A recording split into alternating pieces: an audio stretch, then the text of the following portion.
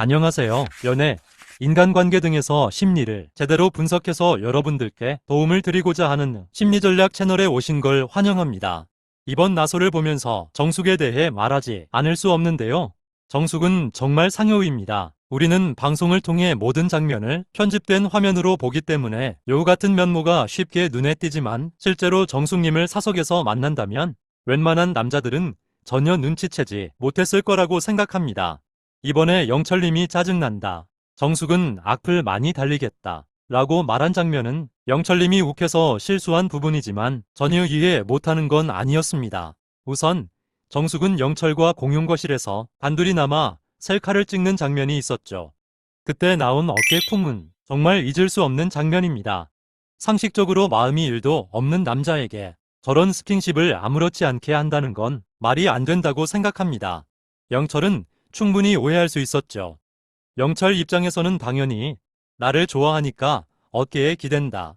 이렇게 해석할 수밖에 없었을 겁니다.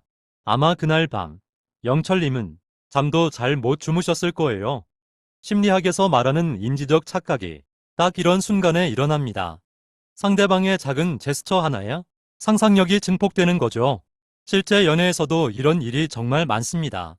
예를 들어 상대가 그냥 친절해서 건네준 미소를 날 좋아하는 거 아닐까? 하고 오해하는 경우죠. 이걸 호감 귀인 오류라고 부릅니다. 상대의 행동을 객관적으로 보기보다 내가 듣고 싶은 방향으로 해석해버리는 겁니다. 그래서 연애 초기에는 항상 내 해석이 맞는 걸까? 하고 한 번쯤 점검하는 게 필요합니다. 그뿐만 아니라 정숙님이 영철님의 목에 선크림을 손으로 자연스럽게 발라주는 장면, 그 장면 역시 충분히 오해할 만했습니다. 여러분도 생각해보세요. 썸남이나 썸녀가 직접 내 목에 선크림을 발라준다. 누구라도 심쿵하지 않겠습니까?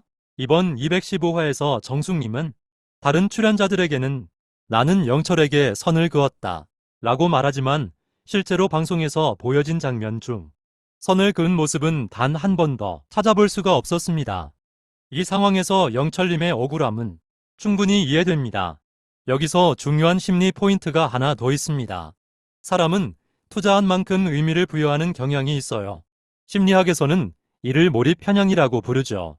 이미 호감을 가진 상태라면 작은 행동에도 크게 반응하고 더 큰 의미를 찾게 되는 겁니다. 즉, 영철님의 마음속에서는 정숙님의 작은 제스처가 점점 더 크게 확대됐다고 볼 수 있습니다. 다만 감정이 격해져서 말을 함부로 내뱉은 부분은 경솔했다고 보이죠. 광수님처럼 좀 더 젠틀하게 상황을 풀어갔다면 시청자들도 영철님의 억울함에 충분히 공감했을 겁니다. 하지만 그 발언 때문에 아쉬움이 남는 건 사실입니다. 슈퍼데이트 장면으로 넘어가 볼까요? 차 안에서 정숙은 습관적으로 몸을 운전자 쪽으로 기울이고 팔도 닿을랑 말랑 움직이죠. 이 정도면 정숙은 남자가 좋아하는 포인트를 정말 잘 아는 여자인 것 같습니다. 여러분도 연애할 때 서로 호감이 있으면 차 안에서 팔이 스치고 기운이 오가는 그 미묘한 순간들 느껴보신 적 있죠? 정숙은 바로 그 포인트를 아는 사람입니다. 영철에게만큼은 몸을 거의 붙이다시피 아슬아슬하게 행동하는데요. 이런 행동들이 쌓이면 영철 입장에서는 충분히 오해할 수밖에 없는 겁니다. 저 장면도 방송에서는 아무도 크게 말하지 않았지만 저는 확실히 의도했다고 봅니다.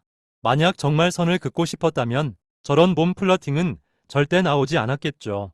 정숙님은 그런 면에서 남들의 심리를 본능적으로 잘 느끼시는 분 같습니다. 사실 이런 타입의 사람은 연애뿐 아니라 사회생활에서도 자주 볼 수 있습니다. 상대가 원하는 심리 버튼을 잘 눌러주기 때문에 호감도는 금방 올라가지만 오히려 진지한 관계에서는 불신을 살 수 있죠. 이걸 심리학에서는 인상관리 전략이라고 합니다. 좋아 보이려는 행동이 쌓이면 저 사람 진짜일까 하는 의심을 부르는 겁니다. 영철님이 정숙님을 좋아한다는 걸 눈치 빠른 정숙이 모를 리 없죠. 영철님이 포항에 놀러가도 되냐 하고 물었을 때 아무렇지 않게 놀러오라 한 것도 사실상 여지를 주는 말입니다. 또 슈퍼데이트 선택 과정에서 영철, 광수님을 지목하면서 영수님을 똥줄 타게 만든 장면도 있죠. 정숙은 정말 영리하고 똑똑합니다. 여우 같다고밖에 표현할 수 없어요. 결국 방송을 통해 모든 게 시청자들에게 전파되기 때문에 괜찮은 남자라면 정숙을 진지하게 보긴 어려울 겁니다. 여기서 우리도 하나 배울 점이 있습니다. 호감을 얻으려는 행동은 일시적으로는 효과적일 수 있지만 진지한 관계를 원한다면 상대에게 일관된 메시지를 주는 게 훨씬 중요하다는 겁니다. 연애에서 가장 많은 문제가 생기는 이유는 바로 이 모호한 태도 때문입니다. 영식님이 표현한 찍먹이라는 단어가 화제죠. 정말 절묘한 표현입니다. 정숙님이 여기저기 다 간을 보고 여지를 주는 상황을 익살스럽게 찍먹으로 표현했는데요. 물론 연애 프로그램에서 여러 사람을 알아보는 건 당연합니다. 하지만 정숙님은 단순히 알아보는 게 아니라 상대방 심리를 꿰뚫고 그에 맞춰 여지를 주는 모습이었습니다. 겉으로는 가볍게 맛만 보는 듯하지만 상대방 입장에서는 나한테 마음이 있나 하는 착각을 불러일으킬 수밖에 없죠. 즉, 마음에도 없는 행동이 충분히 오해를 살 수 있는 겁니다. 물론 광수님에게는 선을 긋는 모습을 보였지만 그 과정에서 오히려 갈 곳 잃은 광수님의 마음에 휴대라는 글씨를 짚어주게 됩니다. 광수님 입장에서는 일말의 가능성을 품게 되고 다시 또 정숙님에게 마음이 향할 수밖에 없죠. 결국 영식님의 표현처럼 이번 상황은 정말 찍먹이라는 단어가 딱 맞습니다. 예고편에서 정숙님이 눈물을 흘리는 장면이 나오죠. 하지만 제 눈에는 그 눈물이 악어의 눈물처럼 보였습니다. 물론 저는 정숙님을 비난하려는 게 아닙니다. 오히려 많은 분들이 이런 전략적 눈물을 씁니다. 인간관계에서 불리해질 때 동정심을 유발하기 위해 무의식적으로 눈물을 흘리는 경우죠.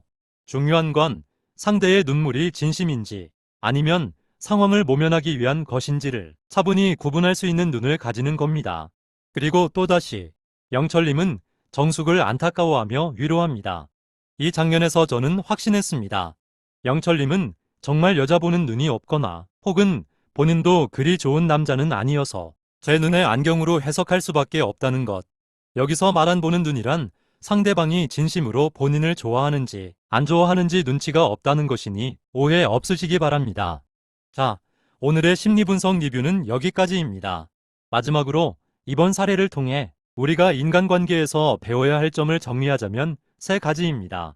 첫째, 작은 제스처에 과도한 의미를 부여하지 말 것. 둘째, 상대가 일관성 없는 행동을 보인다면 조금 거리를 두고 지켜볼 것. 셋째, 감정이 격해졌을 때는 말하기 전에 한 박자 쉬고 생각할 것. 이 3가지만 지켜도 여러분의 연애와 인간관계가 훨씬 건강해질 겁니다. 제가 말씀드린 부분들에 공감되셨다면 좋아요와 구독 꼭 부탁드립니다. 여러분의 연애와 인간관계가 조금 더 지혜롭고 현명해지기를 바라며 오늘도 심리전략 채널과 함께 해주셔서 감사합니다.